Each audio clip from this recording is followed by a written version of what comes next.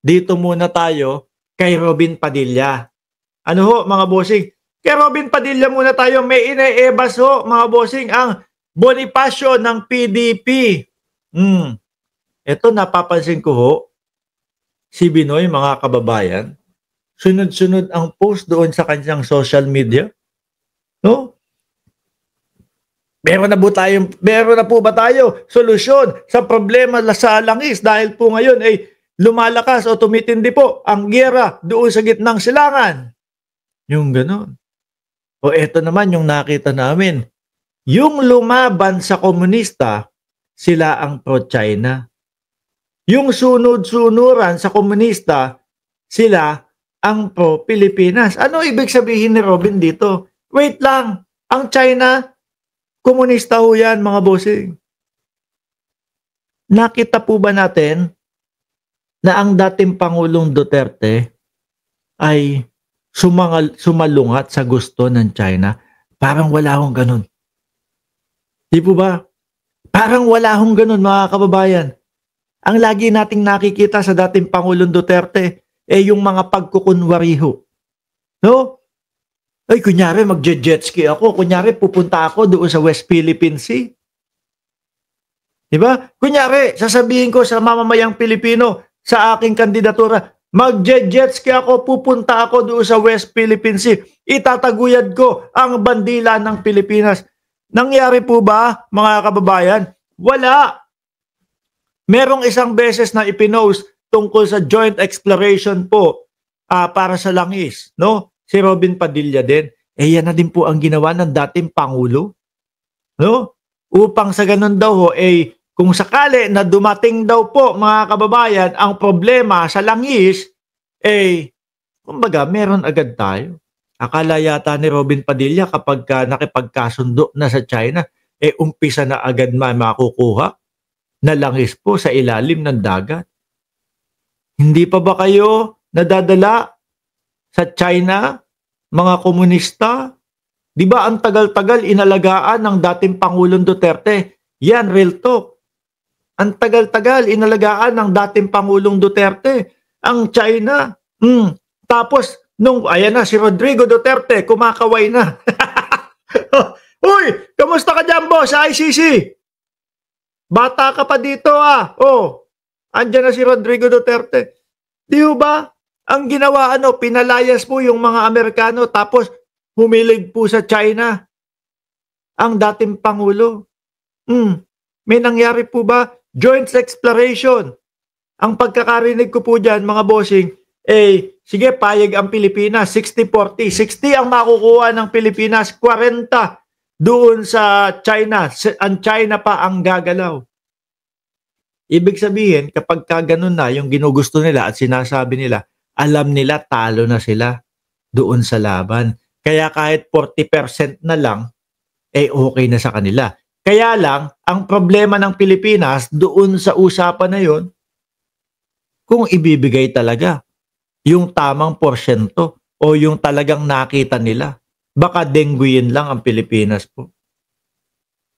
Sabi sa ilalim, yung sunod-sunuran sa komunista, sila ang pro-Philippines. Ganyan ang sinasabi ni Inday Sara Duterte, di ba, mga kababayan? Ganyan ang pinamumuka ng vice-presidente na pro-Pilipinas sila. Pero ang totoo, naging sunod-sunuran po ang dating Pangulo. Di po ba? Hanggang ngayon ramdam ng mamamayang Pilipino na hindi po sila makapagsalita against sa China. Di ba? Hanggang ngayon mga kababayan, play safe pa din po ang vice-presidente pagkausaping China po. Mga bossing, nasisi pa ang Pilipinas. Nasisi pa ang nakaupong presidente. Bakit naman daw mga kababayan, meron pang missile ang Pilipinas? Anak ng tipaklong, linggo-linggo mga bossing. Binobomba ng tubig. Di po ba? Binobomba ng tubig yung ating mga barko. Anak ng tipaklong Tapos sasabihin nila, bakit missile? Bakit maglalagay ng mga ganyang Typhoon missile o maglalagay ng mga BrahMos? Dapat bilang isang vice-presidente, natutuwa ka pa nga dyan. Di ho ba? Bakit ho? Kasi lumalakas ang depensa ng bayang Pilipinas. Di ba?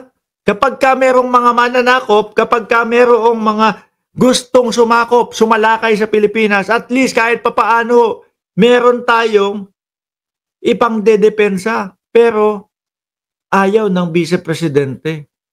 Siguro ho, yun yung sabi ni Xi Jinping. Ano ba? Nagsasalita na kami dito, oh. Umaalma na kami, oh. Doon sa mga Typhoon missile ninyo. Tapos wala ka lang bang gagawin? Wala ka man lang sasabihin? O, di ba? Wala ka man lang sasabihin na na sisitahin mo yung mga Typhoon missile. Kaya po yan yung nabanggit to, mga bossy, ng ating vice-presidente. Halata po, di ba? MR, ang China hindi tunay na komunista, kundi revolusyonista. No? Ang tunay na halimbawa ng komunista ay Cuba. Eh ano tawag mo dyan sa China? Communist Party, CPP. Mas paniniwalaan po ba natin yung iniisip lang natin kesa doon sa mismong sinasabi nila? Di po ba? Anong paikot yung gusto ni Robin Padilla ho dito, mga kababayan? Baka naman ang ibig sabihin nito ay pauwiin na ang dating Pangulong Duterte kasi parang yun lang naman ho ang alam nila, paulit-ulit na bring him home. Di ba? Gusto nyo, kumampi pa din kayo sa China. Eh yan niya, ano sabi ni Larry Gadot?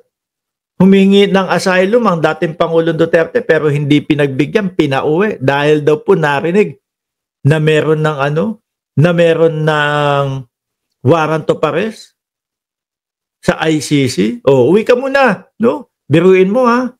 Ang tagal na ang tagal ho, mga kababayan, na inalagaan ng dating Pangulong Duterte ang China. Tapos yun lang ang mapapala. Tapos ang pagbibintangan ho, mga bossing, na traidor, eh si Pangulong Bongbong Marcos. Tinraidor ni Marcos, si Bongbong, tinraidor ni Marcos, si Duterte. Ang tumraidor sa inyo, si Xi Jinping. No? Dahil hindi, sabi ni Larry Gadon, hindi daw pinayagan na magkaroon ng asylum. Tapos gusto nyo pa din kaibigan ang China. Ipamumukha nyo pa sa amin na kaibigan natin ang China. Samantalang ang nakikita po namin sa aming mga mata, mga bossing, ay eto ho. Hoy! Bakit eto na naman? Lumabas na naman yung sisiw na kulubot. Sandali. Samantalang ang nakikita ho namin, mga kababayan, is binobomba ng tubig ng China yung ating mga barko, binabangga ng mga barko nila na malalaki yung ating maliliit na barko. Tas kaibigan, ano yun? Nanloloko kayo, Robin Padilla?